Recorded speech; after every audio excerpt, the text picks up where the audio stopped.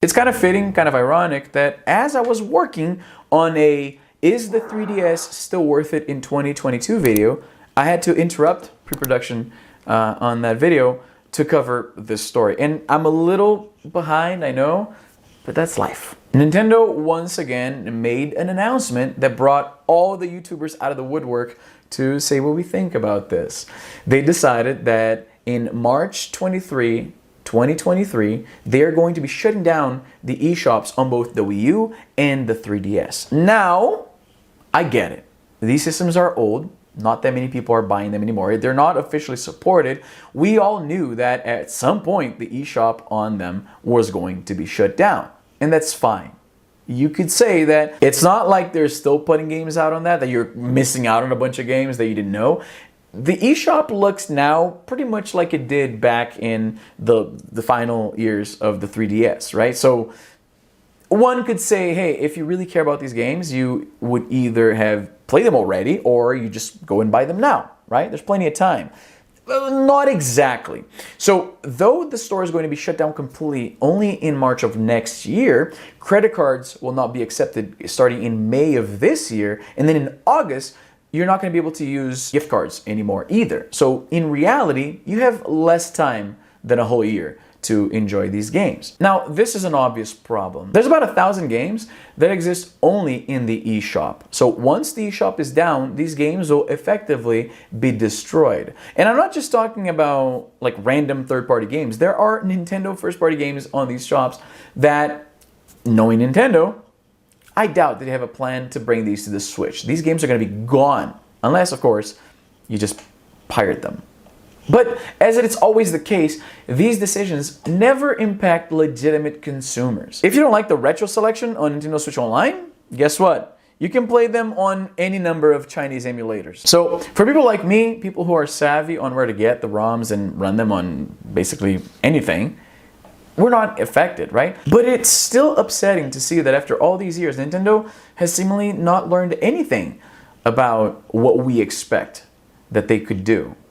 But it's kind of disappointing that after all these years, Nintendo has seemingly not learned anything about how they could be doing better in regards to game preservation. And it really is about game preservation. As I mentioned before, some of these games only exist in the eShop. For the games that exist in physical format, well, for starters, their price is likely going to skyrocket. We've been seeing this trend in the retro gaming space, and this decision by Nintendo only exacerbates the problem. But assuming you can still find the copy, assuming the game you want to play has a physical version, if that game has DLC that would be downloaded through the eShop, guess what? Now you have an incomplete version of the game, and there's just no fix for that. They could always, yeah, I guess, re-release the game with all the DLC on, say, the Switch, but what are the odds that all the games are going to get that treatment? They're not. Some of these games are made by companies that just have grown disinterest in that title or that don't even exist anymore.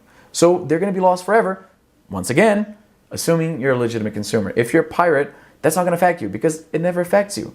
That's probably why you pirate these days, right? This is a conversation we've been having for a while, so I don't think it catches anybody off guard, but it's still a reminder that as consumers, we're not really pushing back hard enough against these decisions because it just keeps happening. We're constantly reminded that we don't truly own these games, and we don't have, we're not going to have access to these games forever, which it seems to be part of Nintendo's strategy, because we've seen games that they released digitally for a limited amount of time.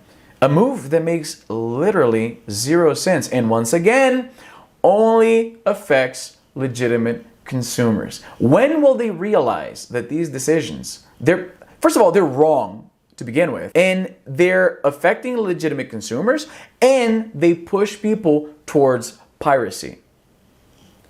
What is it with when will they understand?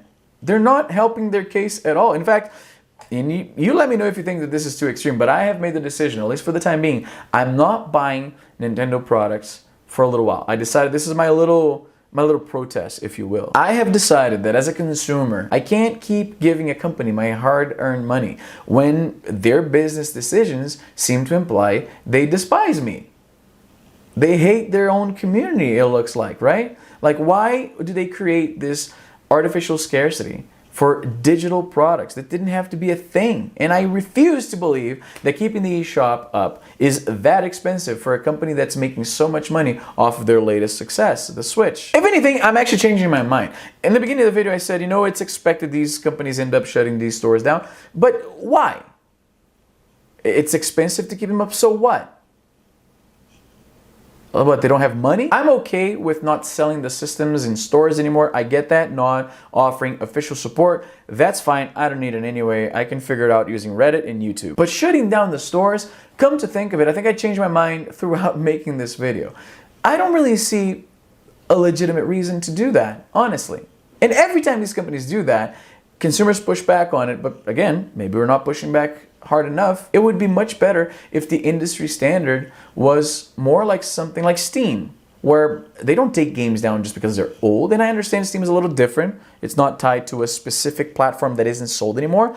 But so what? Again, Nintendo can't afford to keep this thing up. I'm pretty sure. They're doing fine. If they prefer to take these games down, effectively erasing them from gaming history, making it harder for future generations to access them, and pushing people towards piracy, you know what? It puts me in an uncomfortable position, because if I recommend 3DS games, eventually I'll have to say, hey, you know what? Sorry you can't buy this game. You're going to have to use other ways. It makes me feel like a little weird to directly recommend piracy. But what option is there? People will want to play these games, and they'll have no other way of doing that. So it's weird. It's almost like Nintendo wants people to pirate their games. But what do you think? Let me know in the comments down below. Perhaps you think I'm blowing this out of proportion, right? Like I'm sure that there's a group of people, likely Nintendo fanboys, that'll say, look, these games have been around forever. If you wanted to, you could have played them already. And you know, you still have some time to download the ones you want. But enough making excuses for big corporations. I've given these people so much money over the years that I think I'm entitled to some say in what I think would be a best way to do it. I don't know. As always, let me know in the comments down below. If you don't already, follow me on social media, both Twitter and Instagram. I'm very active on both. And that's all the time I have for today. I'm Izzy, and I'm done. I'm just gonna pirate everything. I don't even care anymore.